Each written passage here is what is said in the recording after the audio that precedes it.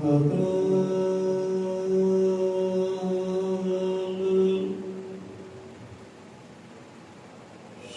वाल्मीक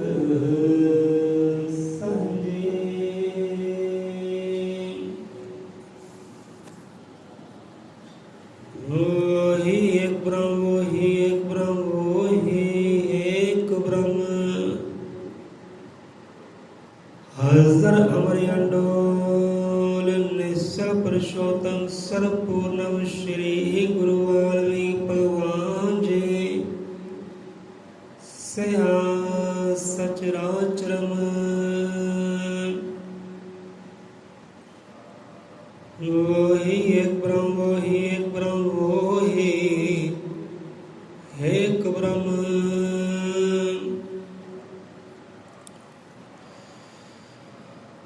सतनाम सतकर्ता तू ही निरंकार, तू ही निरंकार। अजर अमर त्रिकालदर्शी जगत गुरु आदि कवि शब्द गुरु महाराज धन धन सतगुरु वाल्मीकि भगवान जी महाराज साहिब बिकमा सतगुरु ज्ञाननाथ महाराज जी, सतगुरु हरिनाथ महाराज जी, सतगुरु कीर्तन महाराज संत भगत अपने जीवां दे अंग संदाता जी साई होण। सो रब करदे आ गुरां दे नाम दा ओट आसरा तरदे आ। बोले 100 निरपै सृष्टि करता जगत गुरु आदि कवि शब्द गुरु वाल्मीकि दयावान जी की जय। सो रब दे प्यारिਆਂ ਦੇ बचन ने समझाना है। सो की समझाते हैं रब दे प्यारे सतगुरु दे प्यारे कि सोने नाल नहीं पित्तल रलदी, सोने नाल नहीं पित्तल रलदी। सोना देखो, सोने का अपना किरदार है, अपना रोल है, अपनी जगह अपना स्थान है। तो पित्तल जिहड़ी है किरदार उहदा भी रोल, उहदा भी है स्थान, उहदा भी मुकाम, उहदा भी है, उहदा अपना मुकाम, अपनी मंजिल। जे सोने नूं पित्तल कहो, चांदी कहो, तांबा कहो, तो सोने ने भाई सोना ही रहना है ना। लोहा कह लो, पित्तल कह लो, तांबा कह लो, चिकड़ कह लो, गोहा कह लो, किसी के कहण दे नाल वो बदल नहीं जाना, किसी के कहण दे नाल तब्दील नहीं होना। सोना सोना ही रहेगा तो पित्तल पित्तल ही रहेगी। सोने ਨੂੰ ਤੁਸੀਂ ਗਾਰ 'ਚ ਛੱਡਦੇ ਹੋ, ਗੰਦਗੀ 'ਚ ਛੱਡਦੇ ਹੋ ਤਾਂ ਵੀ ਉਹਨੇ ਸੋਨਾ ਹੀ ਰਹਿਣਾ, ਉਹਨੇ ਗੰਦਗੀ ਨਹੀਂ ਬਣ ਜਾਣਾ। ਹੁਣ ਸੋਨੇ ਤੋਂ ਕੀ ਭਾਵ ਹੈ, ਪਿੱਤਲ ਤੋਂ ਕੀ ਭਾਵ ਹੈ, ਆਪ ਸਮਝੋ। ਸੋਨੇ ਨਾਲ ਨਹੀਂ ਪਿੱਤਲ ਰਲਦੀ। ਇਹ ਪਿੱਤਲ ਜਿਹੜੀ ਆ ਨਾ ਉਹ ਸੋਨੇ ਦਾ ਮੁਕਾਬਲਾ ਨਹੀਂ ਕਰ ਸਕਦੀ। ਜਿਹੜਾ ਸਥਾਨ सोने का है वो स्थान पित्तल नहीं लै सकती। जी शोभा जी मान जी शान सोने की है वो शान पित्तल की नहीं हो सकती। पित्तल का अपना भी मुकाम है, अपना रोल है। जिदा कहते हैं कि पित्तल वो भी जिस तो तिखे हथियार बनते हैं।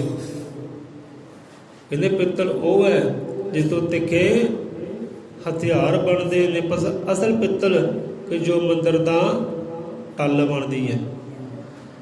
कहते असल पित्तल वो है जो मंदिर का टल बनती है, मंदिर की घंटी बनती है।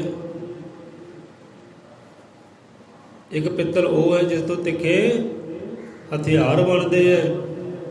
हथियार किहनूं सुख दे सकता भाई? हथियार सुख देगा किसी नूं? ਉਹਦਾ ਕਿਸੇ ਦਾ कतल ही करेगा, लहू भी बहाएगा। एक पित्तल वो है तो एक पित्तल जो मंदिर का टल बनती है। जे मंदिर का टल बन गई तो भी की है, तो भी चोटा ही सहेगी। वो जिहड़ा आएगा उन्होंने बजाएगा। ਜਿੱਦਾਂ ਇੱਕ ਫਿਲਮ ਦਾ ਡਾਇਲੌਗ ਹੈ ਨਾ, ਇੱਕ ਐਕਟਰ ਹੁੰਦਾ ਤੇ ਜਿਹੜਾ ਆਉਂਦਾ ਉਹਨੂੰ ਕੁੱਟਦਾ ਹੈ, ਮਾਰਦਾ ਹੈ, ਜਿਹੜਾ ਆਉਂਦਾ ਉਹਨੂੰ ਚਪੇੜ ਮਾਰਦਾ, ਮੁੱਕਾ ਮਾਰਦਾ ਹੈ। ਉਹ ਕਹਿੰਦਾ ਯਾਰ ਮੈਨੂੰ ਤੁਸੀਂ ਮੰਦਰ ਦੀ ਘੰਟੀ ਸਮਝੇ, ਜਿਹੜਾ ਆਉਂਦਾ ਵਜਾ ਕੇ ਚਲਾ ਜਾਂਦਾ ਹੈ। ਹਾਸੇ ਜਿਹੇ ਵਾਲਾ ਕਹਿੰਦਾ ਮੈਨੂੰ ਤੁਸੀਂ ਮੰਦਰ ਦੀ ਘੰਟੀ ਸਮਝਿਆ, ਜਿਹੜਾ ਆਉਂਦਾ ਮੈਨੂੰ ਵਜਾ ਕੇ ਚਲਾ ਜਾਂਦਾ। ਸੋ ਪਿੱਤਲ ਉਹ ਵੀ ਜਿਸ ਤੋਂ ਉੱਤੇ ਕਿ ਹਥਿਆਰ ਬਣਦੇ ਨੇ, ਪਰ ਅਸਲ ਪਿੱਤਲ ਜੋ ਮੰਦਰ ਦਾ ਟੱਲ ਬਣਦੀ ਹੈ, ਜੇ ਮੰਦਰ ਟੱਲ ਬਣ ਵੀ ਗਈ ਤਾਂ ਵੀ ਉਹਦੀ ਐਡੀ ਸ਼ੋਭਾ ਨਹੀਂ ਹੈ ਜਿਹੜੀ ਸ਼ੋਭਾ ਸੋਨੇ ਦੀ ਹੈ। ਪਿੱਤਲ ਆਪਣੇ ਸਥਾਨ 'ਤੇ ਲਟਕੀ ਰਹੇਗੀ, ਆਏਗਾ ਵਜਾਏਗਾ। ਅਤੇ ਸੋਨਾ ਕਿੱਥੇ ਹੁੰਦਾ ਹੈ? ਸੋਨਾ ਜੀਵ ਦੇ ਗਲ ਦਾ ਸ਼ਿੰਗਾਰ ਬਣਦਾ ਹੈ, ਤਨ ਦਾ ਸ਼ਿੰਗਾਰ ਬਣਦਾ ਹੈ। ਅਤੇ ਸੋਨੇ ਨਾਲ ਨਹੀਂ ਪਿੱਤਲ ਰਲਦੀ। ਹੁਣ ਸੋਨੇ ਤੋਂ ਭਾਵ ਹੈ ਤੇ ਉਹ ਪਰਮਾਤਮਾ ਵੀ ਲੈ ਲਓ, ਸਤਿਗੁਰ ਲੈ ਲਓ, ਸਤਿਗੁਰ ਦਾ ਸਿੱਖ ਸੇਵਕ ਲੈ ਲਓ, ਲੈ ਸਕਦੇ ਆ। ਇਹਦੇ ਸਤਿਗੁਰ ਦਾ ਸੇਵਕ ਲੈ ਲਓ ਸੋਨਾ ਭਾਈ, ਕਿਉਂਕਿ ਸੋਨਾ ਪਹਿਲਾਂ ਖੋਟਾ ਵੀ ਹੁੰਦਾ ਹੈ। ਰੱਬ ਨੂੰ ਆਪਾਂ ਖੋਟਾ ਕਹਿ ਨਹੀਂ ਸਕਦੇ, ਸਤਿਗੁਰ ਨੂੰ ਖੋਟਾ ਕਹਿ ਨਹੀਂ ਸਕਦੇ। ਇੱਥੇ ਆਪਾਂ ਸਿੱਖ ਸੇਵਕ ਲੈ ਲੈਂਦੇ ਹਾਂ, ਰੱਬ ਨਹੀਂ ਲੈਂਦੇ, ਸਤਿਗੁਰ ਨਹੀਂ ਲੈਂਦੇ, ਸਿੱਖ ਸੇਵਕ ਲੈ ਲੈਂਦੇ ਆ। ਕਿ ਸਿੱਖ ਸੇਵਕ ਕੀ ਹੈ? ਸੋਨਾ ਹੈ।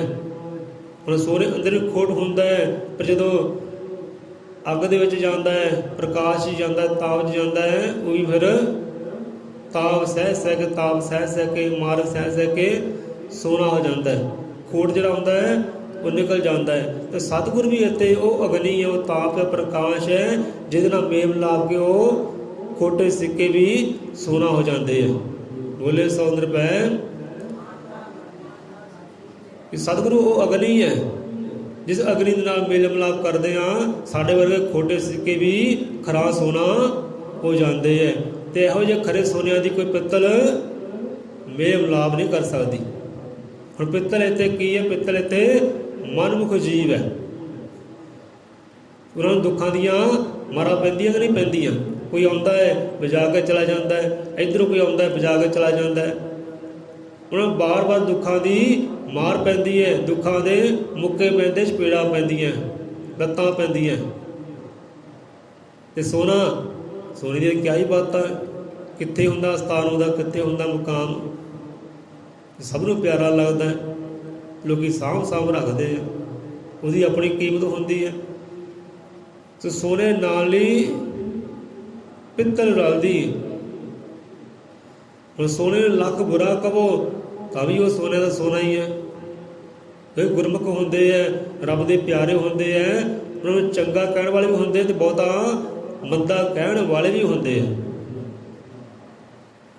ਜੇ ਸੰਤ ਹੋਏ ਹੈ, ਰੱਬ ਦੇ ਪਿਆਰੇ ਹੋਏ ਹੈ, ਆਪਣੇ ਗੁਰਾਂ ਦੇ ਪਿਆਰੇ ਹੋਏ ਹੈ, ਲੋਕਾਂ ਨੇ ਗੰਦ ਗਲੋਚ ਵੀ ਉਹਨਾਂ ਨੂੰ ਬੋਲਿਆ ਹੈ, ਲੜਾਈ ਝਗੜੇ ਵੀ ਉਹਨਾਂ ਨਾਲ ਕੀਤੇ ਹੈ, ਲੱਤਾਂ ਗੋਡੇ ਵੀ ਉਹਨਾਂ ਨੂੰ ਮਾਰੇ ਹੈ, ਪਰ ਉਹ ਖੋਟੇ ਸਿੱਕੇ ਨਹੀਂ ਹੋਏ। ਜੇ ਸੋਨੇ ਸੀ ਤੇ ਸੋਨੇ ਰਹੇ ਹੈ, ਮੁੜ ਖੋਟੇ ਸਿੱਕੇ ਨਹੀਂ ਹੋਏ। ਉਹ ਸੋਨਾ ਸੀ ਤੇ ਸੋਨੇ ਰਹੇ ਹੈ। ਸੋਨੇ ਨਾਲ ਹੀ ਪਿੱਤਲ ਰਲਦੀ।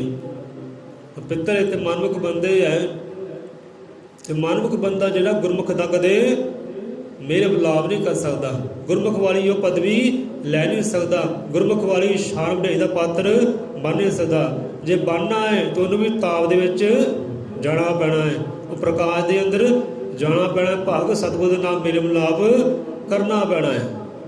ਕਿ ਵਾਲਮੀਕ ਭਗਵਾਨ ਦੇ ਲਈ ਪਹਿਲਾਂ ਗੁਰਾਂ ਨਾਲ ਮੇਲ ਮਿਲਾਪ ਕਰੀਏ। ਜੇ ਉਹਨੇ ਵੀ ਸੋਨਾ ਬਣਨਾ ਹੈ, ਖਰਾ ਸੋਨਾ ਬਣਨਾ ਨਾ, ਉਹਨੂੰ ਤਾਪ ਜਾਣਾ ਪੈਣਾ, ਅਗਨੀ 'ਚ ਸੜਨਾ ਪੈਣਾ ਹੈ। ਜਦੋਂ ਅਗਨੀ 'ਚ ਕੋਈ ਚੀਜ਼ ਆਉਂਦੀ ਹੈ, ਉਹ ਜਿਹੜੇ ਅਵਗੁਣ ਹੁੰਦੇ ਹੈ ਖਤਮ ਹੋ ਜਾਂਦੇ ਹੈ, ਅਤੇ ਗੁਣ ਜਿਹੜੇ ਹੈ ਉਹ ਪ੍ਰਗਟ ਹੋ ਜਾਂਦੇ। ਅਗਨੀ 'ਚ ਹੈ ਬਲ ਹੈ, ਅਤੇ ਇਹੋ ਜਿਹਾ ਬਲ ਸਤਿਗੁਰ ਦੇ ਅੰਦਰ ਹੈ। ਜੇ ਕੋਈ ਇੱਧਰੋਂ ਜੀਵ ਜਾਂਦਾ ਹੈ ਨਾ, ਉਹ ਵੀ ਫਿਰ ਉਹਦੇ ਅੰਦਰ ਅਵਗੁਣ ਨਹੀਂ ਰਹਿੰਦੇ, ਉਹਦੇ ਅੰਦਰ ਗੁਣ ਪ੍ਰਗਟ ਹੋ ਕਰ ਦਿੰਦਾ ਹੈ। ਉਹ ਅਗਨੀ ਰੂਪ ਸਤਿਗੁਰੂ, ਪ੍ਰਕਾਸ਼ ਰੂਪ ਸਤਿਗੁਰੂ। ਅਤੇ ਸੋਨੇ ਨਾਲ ਨਹੀਂ ਪਿੱਤਲ ਰਲਦੀ, ਅਤੇ ਸੁਰਮੇ ਨਾਲ ਨਹੀਂ ਕੋਲੇ। ਸੋ ਵਿਚਾਰ ਬੜੀ ਪਿਆਰੀ ਹੈ। ਸੋ ਜਿੰਨੀ ਆਪਾਂ ਕਰਾਂਗੇ ਤੁਸੀਂ ਆਪ ਵੀ ਵਿਚਾਰ ਕਰਿਓ, ਠੀਕ ਹੈ। ਹੁਣ ਇੱਥੇ ਤੁਸੀਂ ਬਹਿੰਦੇ ਹੋ ਨਾ, जब सत्संग खत्म होया, विचार खत्म होई, एक दूजे ਨਾਲ सलाह कर लिया करो, हाँ भी गल किन्नी कुछ सच्ची है तो किन्नी कुछ पक्की है। एक दूजे ਨਾਲ विचार करिया करो, हाँ भी किद्दां ਤੁਹਾਡਾ दिमाग की कहता है, ਤੁਹਾਡੀ सोच की कहती, ਤੁਹਾਡੇ विचार की कहते हैं तो मेरा विचार भाई आ कहता है। एक दूजे ਨਾਲ विचार कर लिया करो। जो घर गए हैं घर जाके विचार लिया कर लिया करो, काम कर तो विहले होए आप भैन बईए अज शब्द आ आया सी, विचार अज आ आए से, वो शब्द ते विचार करिए, उत्थे ही तुहाडा फिर रबी सत्संग हो जाएगा। जिसे चार जी बहते हैं रब की सिफत सलाह शब्द विचार होंगे ना, वो सत्संग शुरू हो जाता उत्थे। ये नहीं कि सत्संग मंदिर में होंगे, गुरुद्वारे च होंगे, घर बैठे हैं शब्द का विचार शुरू हो गया, उत्थे सत्संग शुरू हो गया। सो विचार तुसीं भी कर लिया करो। तो सोने नाल नहीं पित्तल रलदी, सुरमे नाल नहीं कोले।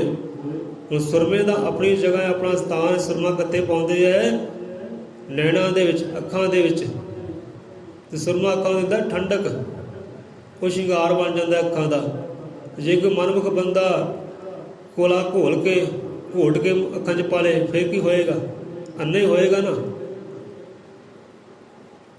जे कोले रगड़ के सुरमा बना के कोले का जे अखां 'च पा ले, भावें रगड़ लो, पीस लो, बरीक कर लो, हुंदा देखो सुरमा भी काला तो कोला भी काला होंदा, फर्क की होंदा, कोई फर्क नहीं होंदा। पर वो शांत होंदा, शीतल होंदा, ठंडा होंदा, ते कोला जिहड़ा वो तपिया होंदा है, आप भी तपदा, दूजे नूं भी वो ताप दिंदा है, वो च अवगुण होंदा है। जे कोई मनमुख बंदा कोले नूं रगड़ के अखां 'च पा ले, वो फिर नेत्रहीन होएगा, दृष्टिहीन होएगा, उन्ना ही होएगा, सजाखा नहीं हो सकता। जे कोई सुरमा घुट के पाया जाए तो फिर रोशनी नूं ਵਧਾਉਂਦਾ है, रोशनी नूं घटाउंदा नहीं, नाले सुंदरता का शिंगार बनता है, तो नाले वो अखां की रोशनी ਵਧਾਉਂਦਾ है। एक अरदास सुरमे का सोने नाल नहीं पित्तल रलदी, सुरमे नाल नहीं कोले। जिहड़ा पित्तल है वो सोने का स्थान नहीं लै सकता, तो जिहड़ा कोला है वो सुरमे का स्थान नहीं लै सकता। सो इदां ही है, मनुख बंदा कदे गुरमुख स्थान नहीं लै सकता। जिहड़ा ਕਾਂ हुंदा एक हंस हुंदा, जिहड़ा ਕਾਂ जिहड़ा वो हंस का स्थान नहीं लै सकता, क्योंकि हंस की अपनी बुद्धि है तो ਕਾਂ की अपनी बुद्धि है, ਉਹਦਾ अपना किरदार तो अपना किरदार है। तो सोने नाल नहीं पित्तल रलदी, सुरमे नाल नहीं कोले। उत्थे कावां दी की कदर मुहम्मद, लै ਕਾਂ की गल भी आ गई, उत्थे कावां दी की कदर मुहम्मद जिथे बुलबुल बोले। जिथे बुलबुल बोलती है, जिथे मिठे सुर गाउंदी है, मिठे गाने गाउंदी, मिठे शब्द गाउंदी है बुलबुल, उत्थे कावां की कदर हुंदी भाई। है कोई कावां की गलबात, कावां की कदर होएगी उत्थे जिथे बुलबुल बोले, है ना। उत्थे ਕਾਂ की कोई कदर नहीं है, ਕਾਂ की कोई कीमत नहीं है, ਕਾਂ की कोई शान वड्याई नहीं है जिते बुलबुल बोलती है। हुण बुलबुल इत्थे कौन ते ਕਾਂ कौन है, तुसीं आप विचार करो।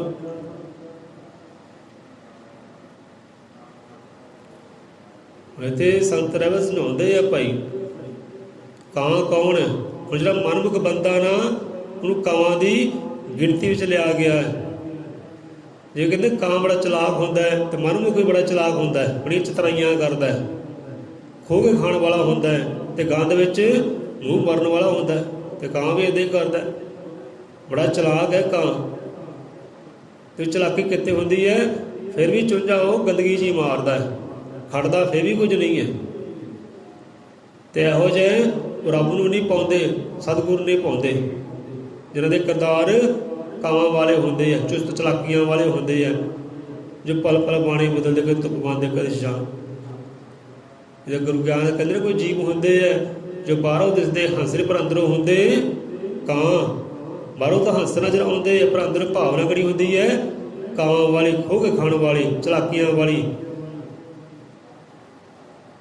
जो पल पल जामे बदलते, कदे धुप बनते कदे छां, कदे सोने बन के दिखाते लोगों को, कदे पित्तल बन जाते हैं, कदे गुरमुख बनते, कदे मनमुख बन जाते हैं। इहो ਜਿਹੇ जीव होंदे। जिहड़ा गुरमुख होंदा है वो तब्दील नहीं होता।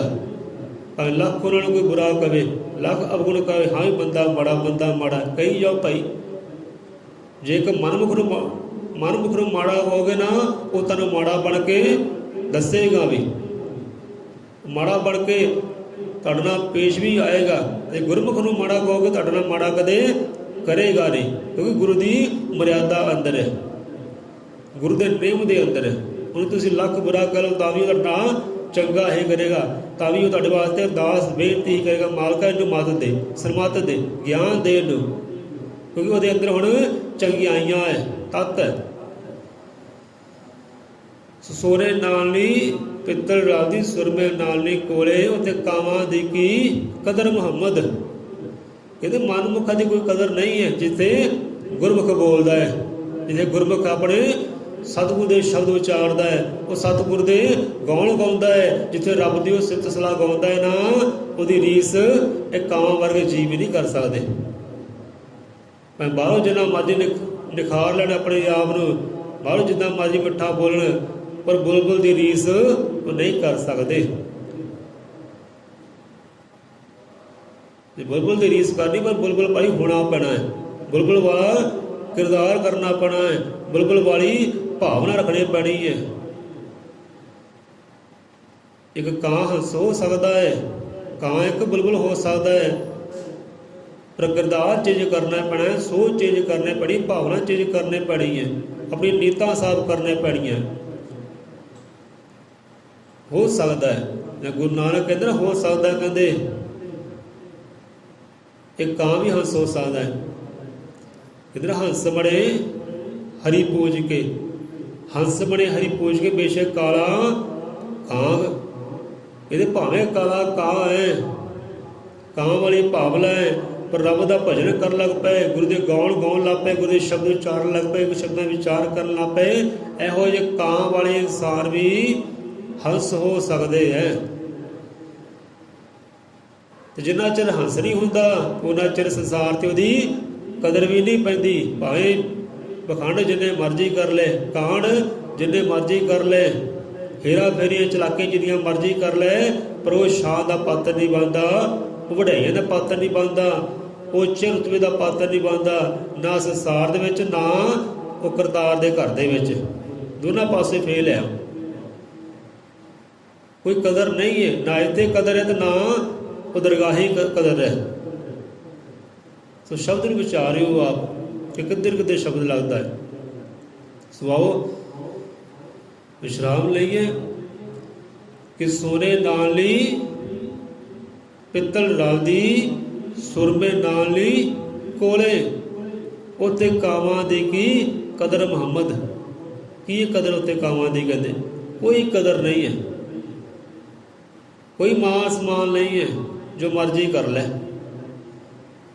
ਤੇ ਜਿੱਥੇ ਬੁਲਬੁਲ ਬੋਲੇ ਉੱਥੇ ਕਾਵਾਂ ਦੀ ਕਦਰ ਮੁਹੰਮਦ, ਜਿੱਥੇ ਬੁਲਬੁਲ ਬੋਲੇ ਉੱਥੇ ਕਦਰ ਬੁਲਬੁਲ ਦੀ ਹੋਣੀ ਹੈ, ਕਾਂ ਦੀ ਕੋਈ ਕਦਰ ਨਹੀਂ। ਜਿੰਨਾ ਮਰਜ਼ੀ ਆਪਣੀ ਆਪ ਨਿਖਾਰ ਕੇ ਆ ਜਾਏ, ਜਿੰਨਾ ਮਰਜ਼ੀ ਆਪਣੇ ਆਪ ਨੂੰ ਸਵਾਰ ਕੇ ਆ ਜਾਏ, ਮੈਂ ਇੱਦਾਂ ਤੇ ਮੈਂ ਇੱਦਾਂ ਤੇ ਮੈਂ ਇੱਦਾਂ, ਜੋ ਮਰਜ਼ੀ ਕਰ ਲੈ, ਪਰ ਜਿੰਨਾ ਚਿਰ ਬੁਲਬੁਲ ਵਾਲਾ ਗੁੰਡੀ ਅੰਦਰ ਨਹੀਂ ਨਾ ਆਉਂਦਾ, ਉਹਨਾਂ ਚਿਰ ਕਦਰ ਨਹੀਂ ਹੋਣੀ। ਜਿੰਨੀਆਂ ਮਰਜ਼ੀ ਚਤਰਾਈਆਂ ਕਰ ਲੈ, ਉਸ ਕਾਵਾਂ ਦੀ ਕੀ ਕਦਰ ਮੁਹੰਮਦ, ਜਿੱਥੇ ਬੁਲਬੁਲ ਬੋਲੇ। ਇੱਥੇ ਬੁਲਬੁਲ ਕੌਣ ਹੈ? ਬੁਲਬੁਲ ਉਹ ਸਤਿਗੁਰ ਦਾ ਸੇਵਕ ਹੈ, ਬੁਲਬੁਲ ਇੱਥੋਂ ਰੱਬ ਦਾ ਪਿਆਰਾ ਹੈ, ਜੋ ਰੱਬ ਦੇ ਗੁਣ ਗਾਉਂਦਾ, ਸਤਿਗੁਰ ਦੇ ਗੁਣ ਗਾਉਂਦਾ, ਉਹ ਸਤਿਗੁਰ ਦੇ ਸ਼ਬਦ ਵਿਚਾਰਦਾ ਹੈ, ਉਹ ਸ਼ਬਦਾਂ ਵਿਚਾਰ ਕਰਦਾ, ਜੁੜਿਆ ਉਸ ਗੁਰੂ ਦੇ ਸ਼ਬਦ ਦੇ ਨਾਲ। ਕਹਿੰਦੇ ਉੱਚਾ ਗੁਰੂ ਕਾ ਸ਼ਬਦ ਹੈ ਔਰ ਗੁਰਜਨ ਕੇ ਲੇਖ। ਉਹ ਸਭ ਤੋਂ ਉੱਚਾ ਗੁਰੂ ਦਾ ਸ਼ਬਦ ਹੈ, ਉਹਦੀ ਗੁਰਬਾਣੀ ਹੈ, ਉਹਦਾ ਗਿਆਨ ਹੈ, ਕਿ ਜਿਹੜਾ ਉਹਦੇ ਗਿਆਨ ਨਾਲ ਜੁੜਿਆ ਹੈ ਉਹੀ ਉੱਚਾ ਹੈ, ਉਹਦੇ ਲੇਖ ਹੀ ਉੱਚੇ ਹੈ, ਉਹੀ ਉਹਦੀ ਕਦਰ ਹੈ। ਉਹਦੀ ਕਦਰ ਇੱਥੇ ਵੀ ਹੈ, ਉਹਦੀ ਕਦਰ ਰੱਬ ਦੀ ਦਰਗਾਹੀ ਵੀ ਹੈ। ਤੇ ਇਹੋ ਜਿਹੇ ਕਦਰਵਾਨਾਂ ਦੀ ਕੋਈ ਰੀਸ ਨਹੀਂ ਕਰ ਸਕਦਾ, ਭਾਵੇਂ ਜਿੰਨਾ ਮਰਜ਼ੀ ਚਾਦਰ ਬਣ ਕੇ ਆ ਜਾਏ, ਬਾਹਰੋਂ ਜਿੰਨਾ ਮਰਜ਼ੀ ਨਿਖਾਰ ਕਰਕੇ ਆ ਜਾਏ, ਪਰ ਰੀਸ ਨਹੀਂ ਕਰ ਸਕਦਾ। ਕਦਰ ਉੱਥੇ ਬੁਲਬੁਲ ਦੀ ਹੋਣੀ ਹੈ।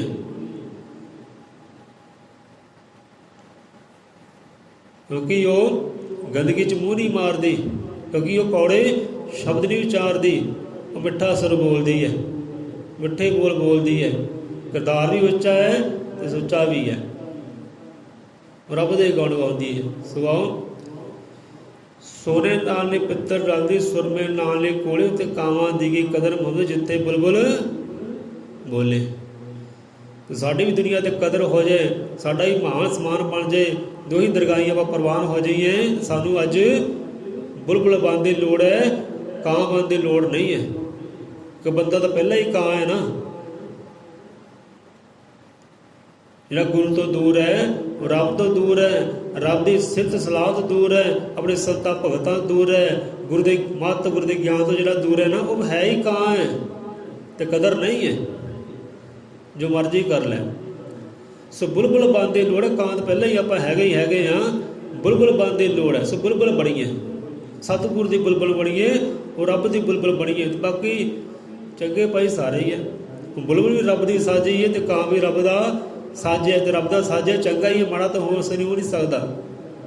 ਬੰਦਾ ਮਾੜਾ ਕਿੱਦਾਂ ਹੁੰਦਾ ਹੈ? ਆਪਣੀ ਮਾੜੀ ਸੋਚ ਕਰਕੇ, ਮਾੜੇ ਬੋਲ ਕਰਕੇ, ਮਾੜੇ ਕਿਰਦਾਰ ਕਰਕੇ, ਮਾੜੀਆਂ ਚੁਸਤ ਚਲਾਕੀਆਂ ਕਰਕੇ ਮਾੜਾ ਹੁੰਦਾ ਹੈ। ਨਹੀਂ ਤਾਂ ਰੱਬ ਨੇ ਕੋਈ ਵੀ ਮਾੜਾ ਨਹੀਂ ਬਣਾਇਆ, ਚੰਗੇ ਸਾਰੇ ਹੀ ਹੈ। ਸਭ ਚੰਗੇ ਮੰਦਾ ਨਾ ਕੋਏ, ਏਕ ਨੂਰ ਸਭ ਉਤਪਤ ਹੋਏ। ਮਾੜਾ ਬੰਦਾ ਆਪਣੀ ਸੋਚ ਕਰਕੇ ਹੁੰਦਾ, ਕਿਰਦਾਰ ਕਰਕੇ ਹੁੰਦਾ, ਆਪਣੇ ਅਵਗੁਣਾ ਕਰਕੇ। ਰੱਬ ਨੇ ਕੋਈ ਵੀ ਮਾੜਾ ਨਹੀਂ ਬਣਾਇਆ, ਸਾਰੇ ਸਾਮੀ ਬਣਾਏ ਆ, ਬਰਾਬਰ ਹੀ ਬਣਾਏ ਆ।